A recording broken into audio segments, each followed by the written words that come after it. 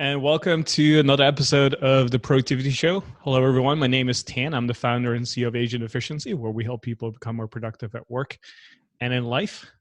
And I'm Brooks, the operations director here at Agent Efficiency, and we are the hosts of the Productivity Show. We're going to be talking about how to stay happy, healthy, and productive while we're stuck at home. And before we start diving into the content, one of the things we always like to do is kind of share some of our favorite productivity resources as of lately. So I have three of them here. So the first one I want to share with you is an app called Centric. It is Centriq. It's available on Android and iOS. And what it does, it allows you to scan any electronics or appliances in your home and then store them in the app. And what it does, then it goes find any sort of instruction manual or replacements parts that are available for purchase. So it's a great way to kind of keep everything in place. And then if you do ever need to repair stuff, you know where to get stuff right away. So super useful app. Again, check it out, Centric. The second one is another app called House Party.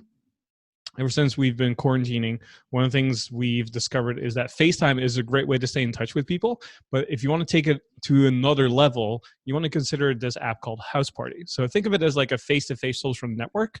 But what's cool about it is that instead of just having a call, you can actually play games with your friends and family while you're in the app. So you can play guess this or guess that, or someone's going to draw something and then you have to guess what that is. It's super fun. I've been using it with my friends, available on iOS, Mac, and Android as well. So go check that out, House Party. And then the third one is another app only for iOS called iLightShow. So if you're somebody who has Philips Hue lights like I do, you can turn your apartment or home into a disco, because what the app does, it will listen to the music that you're streaming, and then basically change the light colors based on the beat and the tempo. So it's a really fun way to kind of like have your own little house party at home as well, or a little disco if that's what you're into. So we'll have links to all of that in the show notes. So don't worry if you missed out on anything. And if you want to access the show notes, you can go to theproductivityshow.com/299. And if you're listening to us in a podcast app, just go to your podcast app and you'll see the links in there as well. So Brooks, we're going to be talking about how to stay happy, healthy, and productive during this working from home situation here. What are we going to cover today? Yeah, so basically, if you are somebody who is struggling with our current, many of us, not all of us have the ability to do this, but many of us are stuck at home working. So if this is impacting you more than you expected, we're going to be diving into some things that'll help with that. Even if you're somebody who has generally good habits, but those habits have kind of fallen apart once, or maybe you're not feeling super motivated, we're going to help you with that as well. And maybe, you're doing okay, everything's fine, but maybe some of your family members or your coworkers you see them struggling. Maybe we'll give you some tips and some strategies that will help you help them. So because a lot of us are in this situation, some of us are thriving, but some of us are struggling a little bit. So we want to help you deal with that and help others deal with that as well. As we are recording this, we're still quarantining. We're still dealing with the pandemic as well. And so as we're going through this episode today, one of the things I want to make sure we are very clear on is that we are not medical doctors or professionals. So whatever advice we give out today, take it with a grain of salt, because we are just productivity nerds who like to stay productive and want to make sure we continue to get things done as we are staying at home. But we do have, a couple of great resources if you are dealing with this. So we'll link to them in the show notes as well. And if you haven't checked out our podcast episode on how to stay productive during this pandemic, we have another one that we'll link to as well. So for everyone that's listening right now, I know many of us are now at home and working from home, and maybe for some of you are working from home for the first time. That's always a challenge as well. But also when you are staying at home and you're being forced to stay at home and we don't have the option to leave our homes necessarily, how do you then stay productive? How do you stay sane? How do you stay healthy throughout this whole process, right? And many of us have found that we used to have all these habits, especially when we're driving to work and we have this commute, and then when we come home, maybe we pick up food on their way home and that kind of stuff. And now all of these things are gone, right? And these things that used to be habits are not there anymore. And when we lose a lot of those habits, it's easy to kind of like get into this rut where you're like, hey, I feel really out of place. I don't feel very productive. I'm not used to being at home all the time, right? And for many of you, that might be a huge challenge right now. So we want to give you some ideas and practical tips today to kind of like get you back on track, make sure that you stay productive. And I kind of want to check in with you, Brooks. How are you dealing with all of this stuff now that we're kind of like a few weeks in now? Yeah, work-wise, it's been fine. As we've said on recent episodes, we've both worked from home for over a decade, so that part of it is not such a change. And I think my family members who are like my wife, for example, is kind of getting into the groove of working from home now. For me, where I'm doing generally pretty good. It's just been sometimes being in a smaller home, not huge, not a tiny apartment, but not a huge house or anything like that. It has been a little bit of a challenge, the four of us being cooped up in here all this time.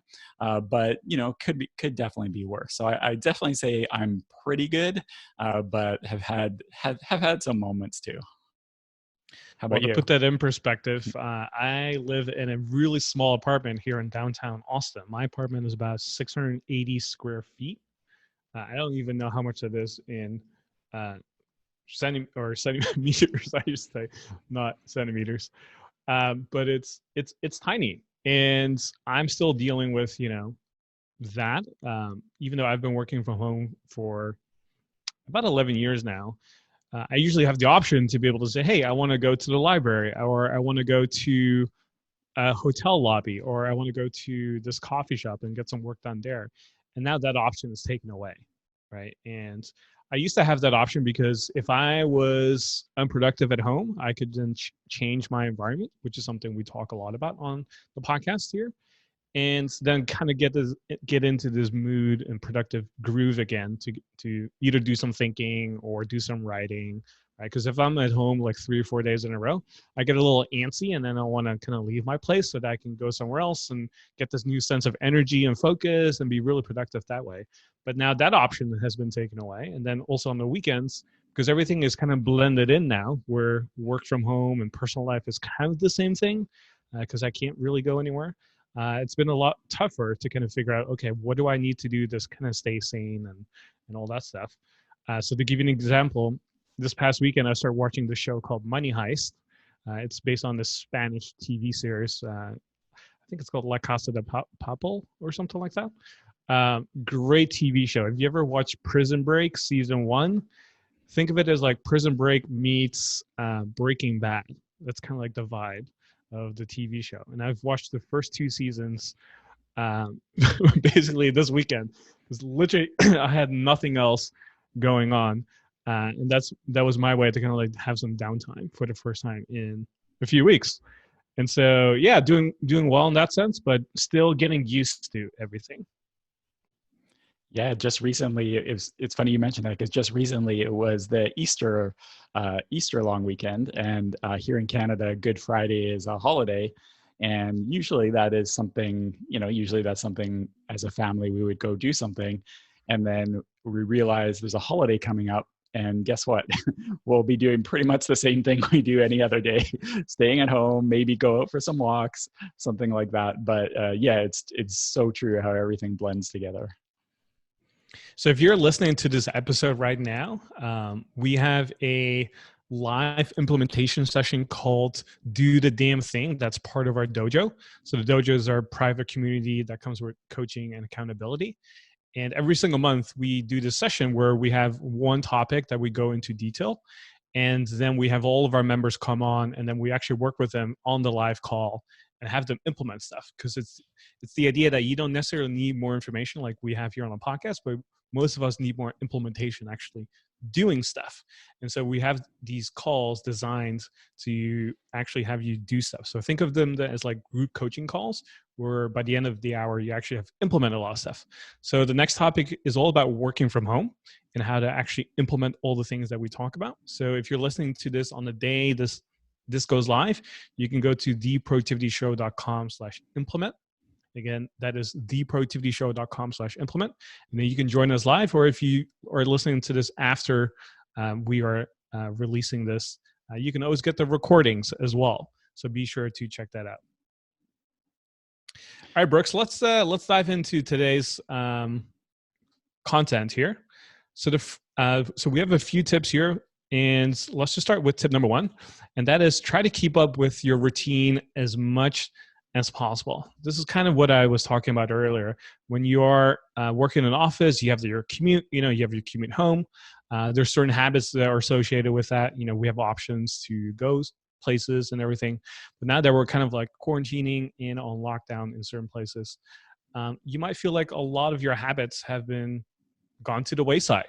They're not there anymore, or you have to now pick up new habits that you have no clue about.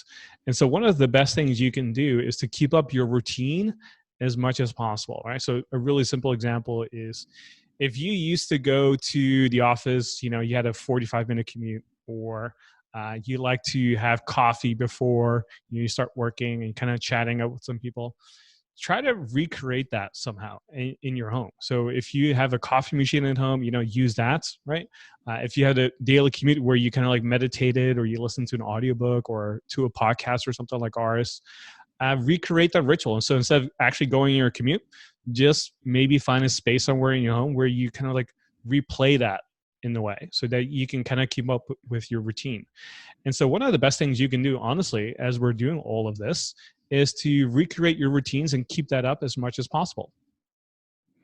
Yeah, sometimes it will definitely need tweaks. You're not going to be able to do everything exactly the same, but they're like, you gave a great example of if you had a commute listening to audiobooks or something like that, you can try to recreate that instead of just sitting around in the morning and watching TV or something like that, or lying in bed surfing social media.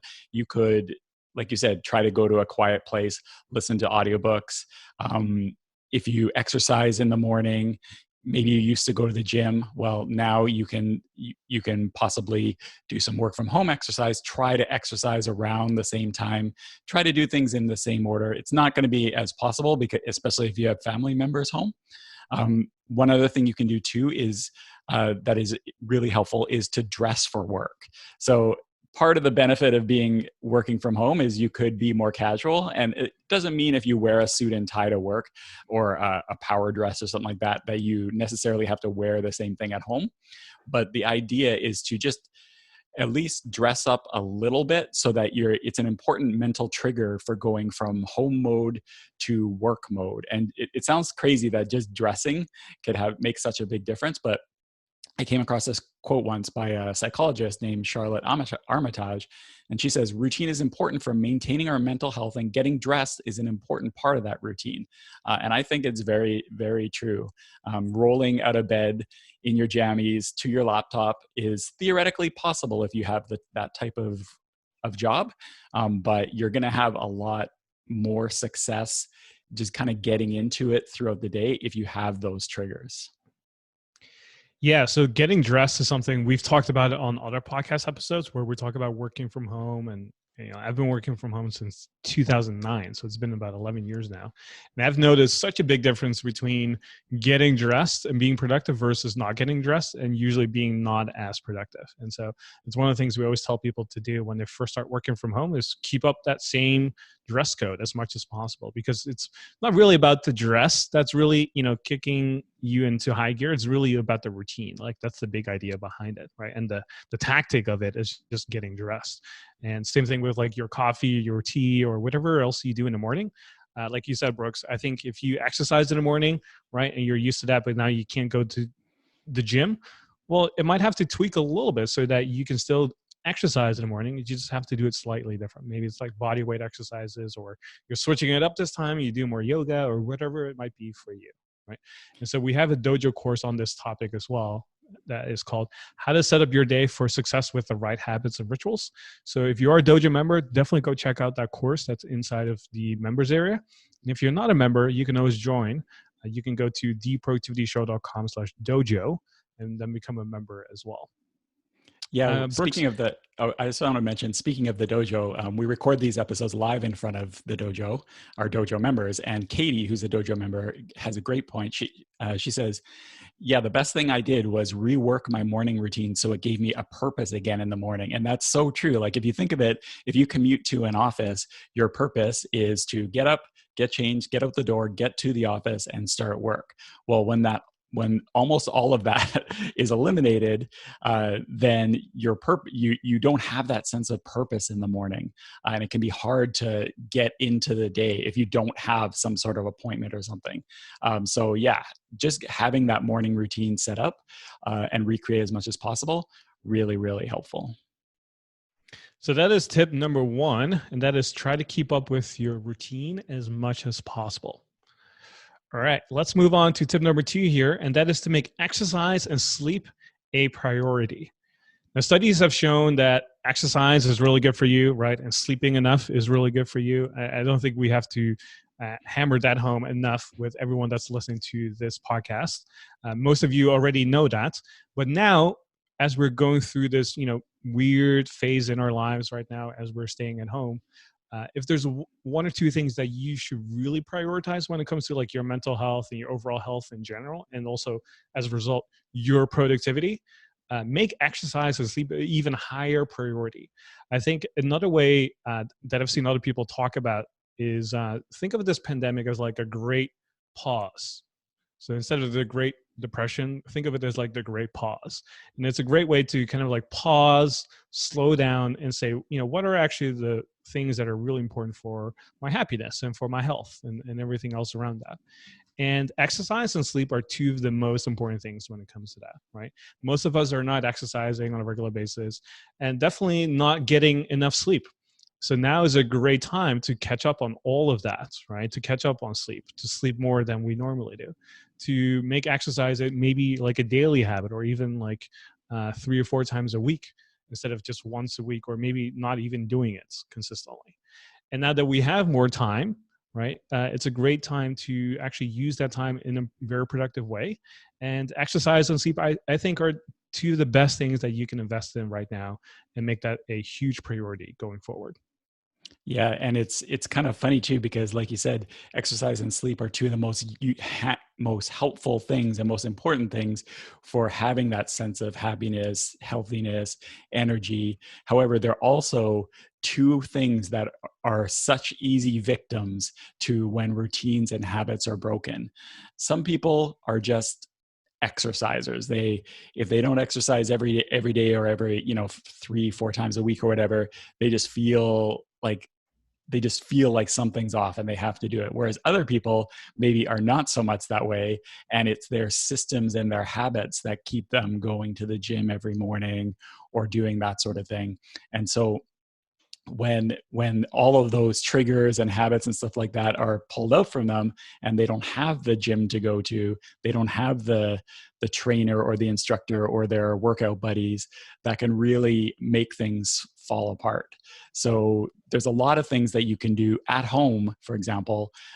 You're not going to be able to recreate the gym, but you can do a surprising amount, especially with modern technology. You can do just body weight exercises if you don't have any weights or anything like that. You could do body weight exercises. There's tons of things on YouTube. The Fitness Blender is a popular one. A lot of gyms I know, their instructors are starting to do their workouts on YouTube or Zoom. I know Ryan Reynolds, the actor, was just posting that his trainer has just been giving everything out for free on Instagram Live and Stories, for example. So there's so much out there right now. It just needs to create the system and the habit to change it up to do it at home. I know, Tan, you have mentioned that you're doing new exercise routines at home. Did you just go with body weight, or did you try to recreate the gym at home, or what are you doing? Yeah, I've tried to recreate the gym at home as much as possible with kind of like the bare essentials. So when I told my personal trainer that I wanted to start working from home more with this whole quarantine going on, I asked him, "What do you think I need?" And he said, "Okay, there's only a few things you really need. One is a resistance band. and something that Giacomo here in the live chat is sharing with everyone. The second thing is some sort of pull-up bar, which is something I already had, but I kind of like put it away. And now that I'm staying at home the whole time, I actually have a good reason to pick it up again and actually use it. And then the third thing is a kettlebell. So a kettlebell with a decent size weight allows you to do most exercises that you need, right? And then as a bonus, I added a mace bar as well. So think of it as like a sword almost, but with a weight at the end, which is kind of cool. So I've been using those four things, and then I just slowly start adding more stuff. So now I have like a slam ball at home as well. So slam ball is kind of like a medicine ball. You can slam it on the floor and it won't bounce. It will just like lay there flat. So it's a great way to kind of like do all these like slam movements, which is a great like full body workout and that kind of stuff. And so I've been just trying to slowly add stuff to it. So I bought like a jump rope as well. Next up, I'm trying to get another bunch of kettlebells, but they sold out everywhere. So I have my executive assistant just try to find them somewhere either used or like a gym that's maybe like closing down or something. They're selling their equipment, and then hopefully I can, get some stuff done. I'm literally like trying to find anything possible to order more equipment because I just find that, having the right equipment at home makes it so much easier, right? And something we talk a lot about when you are working from home is if you don't have the right equipment at home, it's just so much more challenging to be productive. And same thing with home workouts. Yes, you can, do body weights and stuff, but that can only go so far. And there's certain limitations in terms of what you can do. And if you're like me, right now I'm working out Monday through Friday every morning with my buddy Tim, who lives right above me. And so I like variety. That's something I've kind of discovered about myself, is that I need a lot of variety in my life. And so if I only did body workouts, I would get bored really fast, and then I wouldn't probably stick to it for as long as I'm doing it. And so having all these different types of equipment makes it really fun and easy. And then also I'm doing workouts with my personal trainer now too, over Zoom twice a week. So sometimes I have 2-a-days. So usually on Tuesday and Thursday, I have a afternoon workout with my trainer as well, on top of the morning workouts that I do with my buddy Tim. And so, it's my way of kind of like being out, away from my desk and get some sunlight in as well, and just stay sane that way. Because if I just sit at home the whole time and do nothing else, I go absolutely crazy.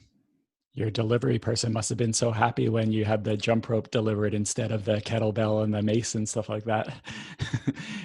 Katie in the dojo is laughing at your slam bar ball. She says that your downstairs neighbors must hate you.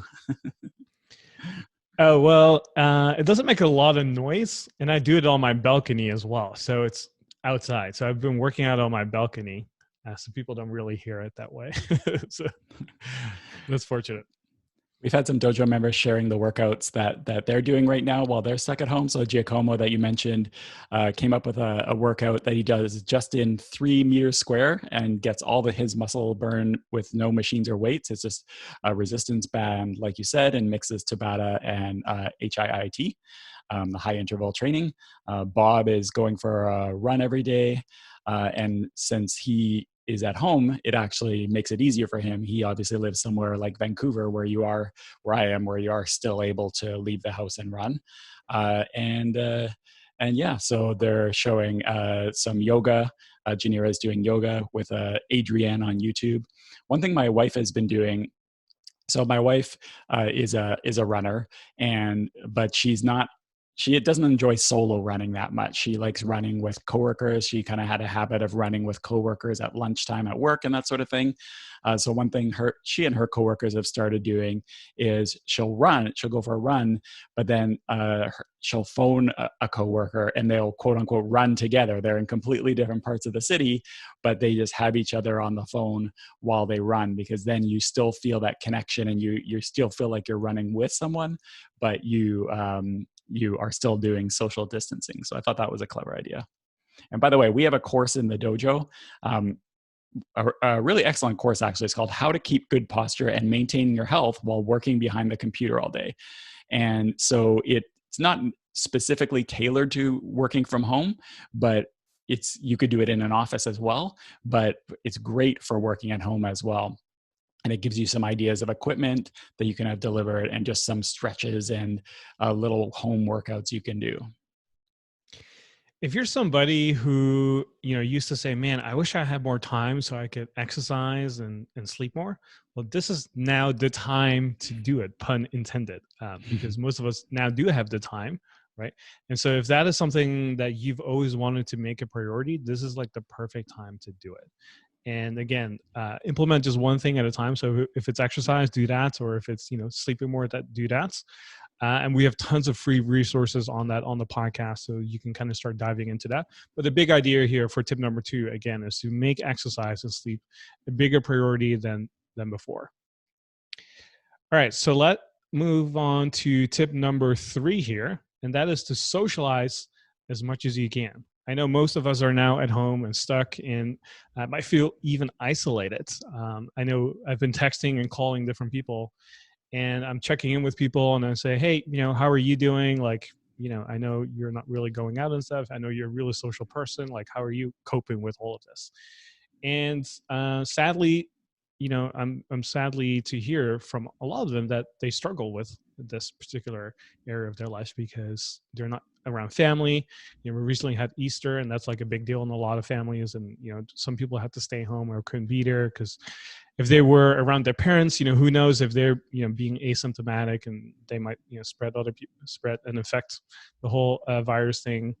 It really took a toll on some people because they weren't around their family and people that they're close with. And so look for other things that you can do to be social. So one of the things that I've mentioned at the very beginning of this episode is called House Party. So it's kind of like a FaceTime with games. So it's a great way to kind of like stay in touch with people. I've been also playing Monopoly with friends on my iPad. So it's a great way to kind of like stay in touch with people as well. I've been playing video games with other people as well. I've been trying to call more people more than ever before as a way to stay social and just interacting with people as well. And so, yes, it's not quite the same as, actually being in person with each other, but I like the example that you gave, Brooks, where your wife is calling others as she is running. It's just another way to stay social and use that sort of energy to keep ourselves going. Because I do think as humans, we are by nature very social. And so even though we can't be in person right now, there's so many virtual things that we can do that we are very fortunate that we have access to today that, you should definitely take advantage of. Yeah, it's funny how so many of us are discovering this tool we have called the phone that we never use too often, but now all of a sudden, yeah, those phone calls are becoming more and more precious. And because sometimes with relationships, you get lazy, right? When you can see somebody anytime or all the time, sometimes you kind of get lazy about keeping in touch. But now we all have to be more proactive and try to make an effort to reach out. I know for me, just because I'm so involved in kids soccer, for example, there's all these other parents that you see twice, 3 times a week sometimes at the field, and now all of a sudden you go months, over a month now without seeing them. So we started having little Zoom touch-ups, and we've a group of us have this WhatsApp thread going where we're just sharing like funny things and all these things that we used to be able to see each other, but now we do it electronically. One thing Katie mentioned that she does, Katie in the dojo, is, for example, on Friday afternoon with work colleagues, they've started having a weekly Zoom session where they just have drinks with their colleagues, hanging out, and that's exactly what my wife's company does as well. Her company always around 4 p.m. Friday afternoon, they all go and just have drinks or appies or whatever. That's just a tradition that the company has had forever. So they've tried to recreate that, so you stay in touch with your colleagues in a not specific work thing. And some people drink juice, some people drink wine, but the point is just being together, keeping that Friday ritual going. So it kind of knocks off 2 birds with 1 stone. It's keeping that routine going, but it's also keeping that communication going as well. Like my dad and my mom, I'm all for 2 for 1s. If we can do multiple things at the same time and it's not multitasking, but it actually works, then I'm all for it. And in the live chat, Janera brings a really interesting point, which I didn't think of, but she actually makes a very good point. She says, during the week, I have so many conference calls and I have so many Zoom calls at work that when it comes to my personal time, I kind of want to not do any sort of Zoom calls and do all that sort of stuff because it feels like work in a way. And I can totally relate to that and see that because again, here at Asian Efficiency we use Zoom all the time for all of our calls and meetings, and I'm doing a lot of like appearances on other people's podcasts and recordings and stuff, and it's also done on Zoom, so I'm like on Zoom all the time, and so it can feel like kind of like a drag almost to hang out and be social on Zoom because it can kind of blend in with work, right? So there's a couple of things you can kind of address that. One is you don't use Zoom, but use something else like House Party as an example, like I mentioned, FaceTime with people. Um, and like there's other ways you can be social, right? Video games and iPad games and that kind of stuff. If you are having to do it virtual. But the other thing I've found is that you can also do Zoom calls, but just switch it up. So instead of like sitting at your desk where you have most of your calls, if you just switch environments, so going from the living room to the bedroom or to a home office, from a home office to another room, or sitting on your balcony or something else, it can make it feel more like, hey, this is actually a social thing rather than this is actually the work thing, right? So if you are always doing your calls from your home office, if you want to switch over to something more personal, then I would recommend taking your computer or laptop if you can to another room or to another location somewhere, so that you can still have that social time, but it doesn't feel like actual work that way. So that's something to consider. Yeah, one thing Bob mentions, which is very true, is he found that 2.5 weeks working from home were exhausting more so than being at the office. And this is something we hear a lot. And I think there is a lot of truth to it. Because I know back when I worked in corporate, sometimes people would say maybe one person worked from home, or maybe you were working home for a period and they say, oh, you're so lucky you get to work from home. Or if on a days when I did work from home, I found that you actually work harder working from home than you do at the office, because there isn't all those kind of built-in distractions that people walking by to chat, and those little like getting up to go to walk outside and grab a coffee or something like that. All that kind of is gone out the window. So a lot of people do find working from home very, very exhausting. So I totally understand where you're coming from there. If I had another 2-for-1 life hack, if we're talking about this sort of stuff. So one thing I've been doing is I'll grab my laptop and I'll sit on the floor, doing all these like different stretches, and I'll sit sometimes on the foam roller and kind of like roll around as I'm doing a Zoom call with someone with my AirPods in. And then also I have my happy light or my very lux light, kind of like give light, right? So it brings in sunlight instead of actually using actual sunlight. It kind of mimics that effect, so that elevates your mood and stuff. And so I'm doing all these different things, like I'm away from my desk, right? I'm foam rolling or doing stretches at the same time. I'm being social with someone or a group of people, and I have the happy light or the very lux on at the same time. And I'm just like beaming myself up, recharging myself in a way. Like I'm getting my social time in, I'm getting a little bit of stretching and exercise in.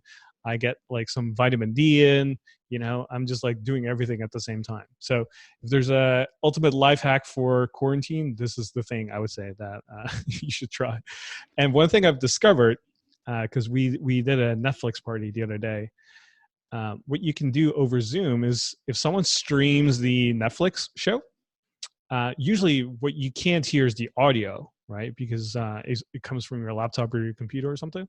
So what I discovered, someone told me on this while we're streaming, is that if you're the host and you're streaming it, they can only hear the audio when you're speaking, right? They don't actually hear the audio of the show. But as you're streaming, there's a setting will appear on the sort of like Zoom controls that says you have to expand somewhere, and then it will say include computer audio or something like, or turn on computer audio. And now everyone that's on the Zoom can hear both the Netflix audio or the streaming audio plus your voice as well. And now this is how we do Netflix parties now, where all of us come together. I set up a Facebook event, invite my friends, and then we kind of watch a show together. And it's been really fun. So it's something for everyone to try as well.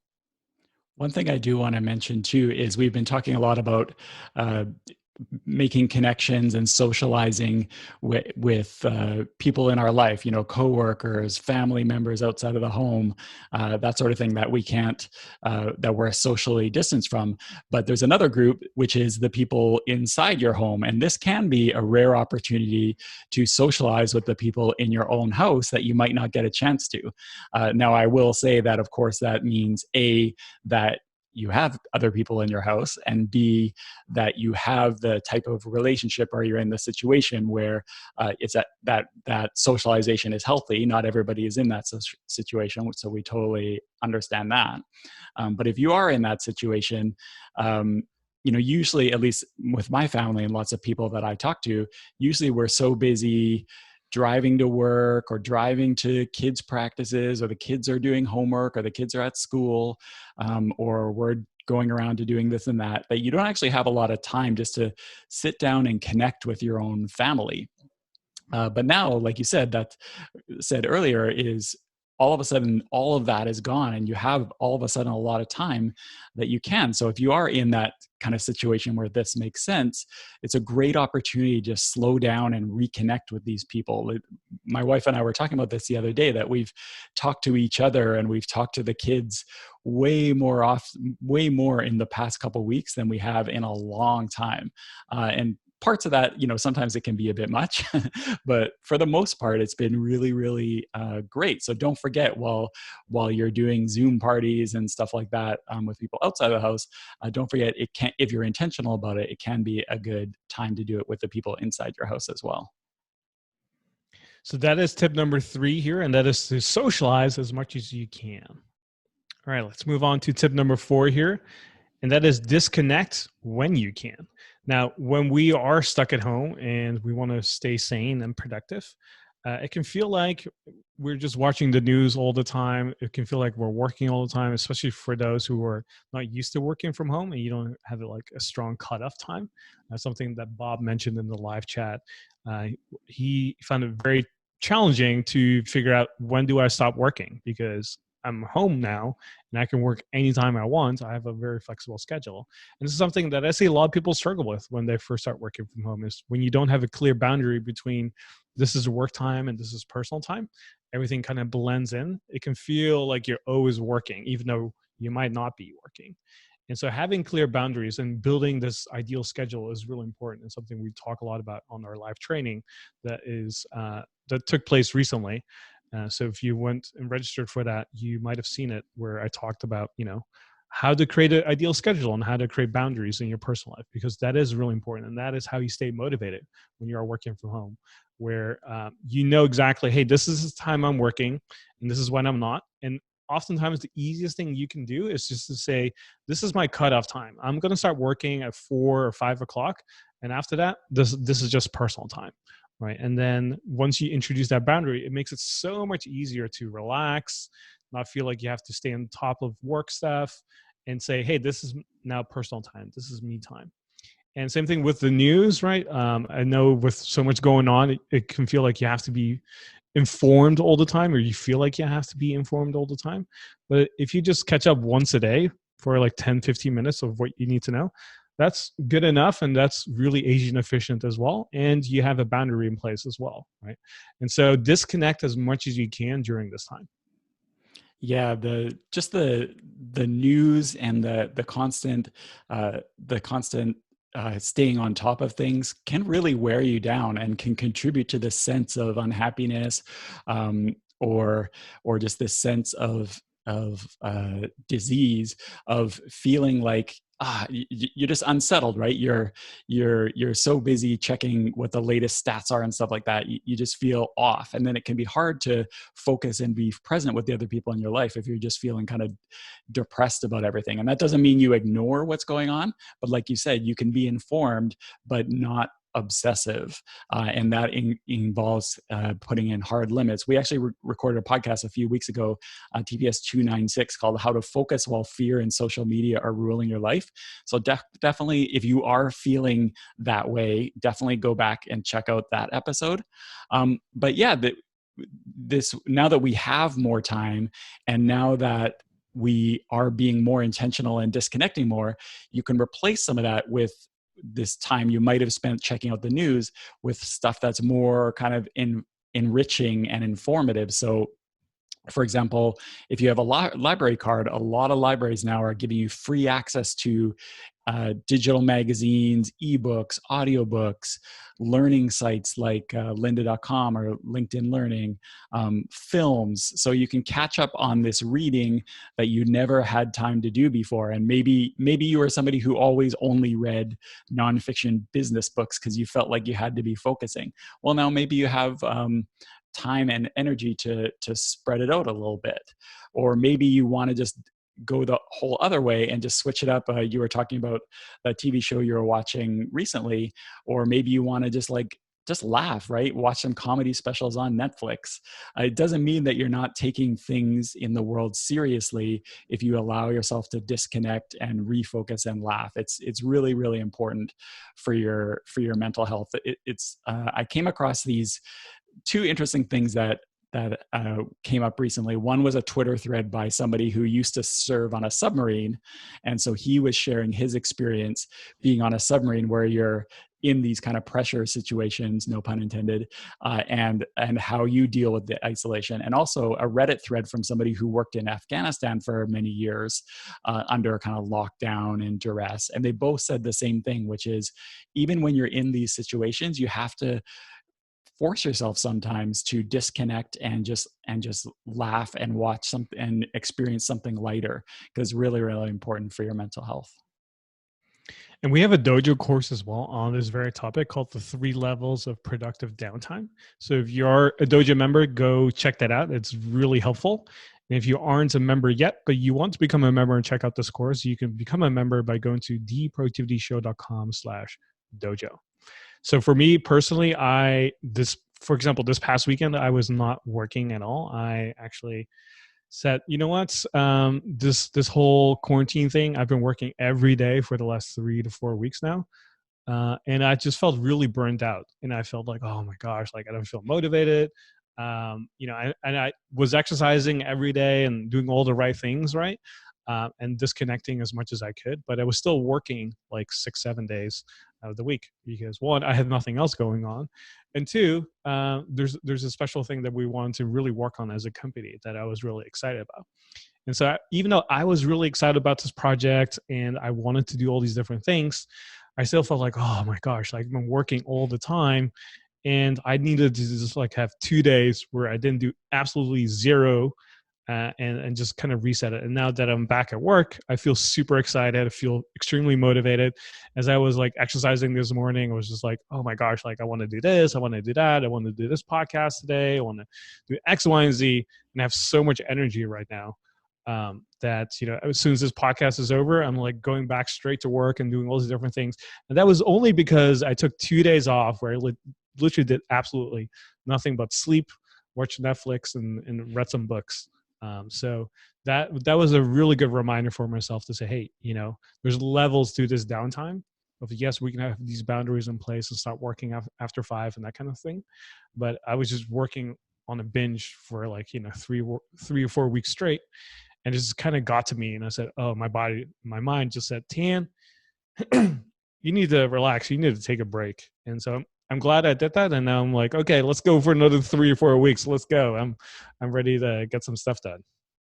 Janira in the dojo shares that what she's been doing is reading novels, which is the best way, she says, to disconnect while sitting in a chair. I totally agree. Novels, fiction are a great way to reset and just get into another world. That's a really great idea. One thing my wife and I have been doing, of all things, is we've gotten just in the last week or so into doing crosswords. Now we've been together. I think in a couple of weeks we've been together 20 years, and I guarantee you we have not even looked at a crossword once. I don't even know when the last time I did a crossword, probably like 30 years ago, maybe. But I was just fooling around with the New York Times crossword app, and she happened to see me, and then we started doing it together, and now we've become way into it. And it's such a great disconnection tool. That's, speaking of 2-for-1s, which we've been talking about, that is a great with the people in your house. Even our kids have gotten into it, sometimes under duress. But we've gotten into doing crosswords together. And so that's a great disconnection, but also a socialization. So crosswords are great. Another thing we've also done in our family, we mentioned it in the podcast last week, I think, is we've gotten into poker as a family as well. So every day, pretty much after dinner, we clear the table, bring out the chips, and we play poker. It becomes pretty competitive in the family, but it's also fun and gets you thinking strategically about something that's not work as well. And it's also very easy to learn. So yeah, family poker, if you're down with that, it's a really fun way to disconnect, but also socialize. Your kids are going to become one of those card counters that we always see in Netflix. That's on Netflix. That's my retirement plan. That's why I'm teaching it to them now. See these like smart kids going to MIT and then account cards and then win the jackpot somehow. And then we'll find you posting jail bonds at some point, trying to build them out, right? Exactly. That's usually how these things end up. All right. So that is tip number 4 here. Disconnect when you can. All right, so let's wrap it up here. So we shared 4 tips with you here today on how to stay happy, healthy, and productive throughout these times. And as always, with anything that we do here at Asian Efficiency and on the podcast, the Productivity Show here, we always want to make things simple and actionable as well, right? That's something you can always expect from us, to be simple and actionable. So when it comes to this podcast episode, what we would recommend that you do is to try to sketch out a routine for the rest of the week that includes exercise, early sleep, and socialization, right? And also, if you want to have bonus points, make the time for some downtime. And that's something that someone just mentioned here in the live chat, Chris. He said, Tan, you made a great point about, finding time to have some downtime and to relax. And then he said right after, actually, correction, I need to make time for this. And so if there's anything to take away from this episode today, is to try to sketch out that routine for the rest of the week, right? So exercise, sleep, socialization, and downtime. So if you want to find the links to everything that we share today, you can go to theproductivityshow.com/299, where you'll find the show notes of this episode. And I want to thank you for listening. And Brooks, thank you for being on here today as well.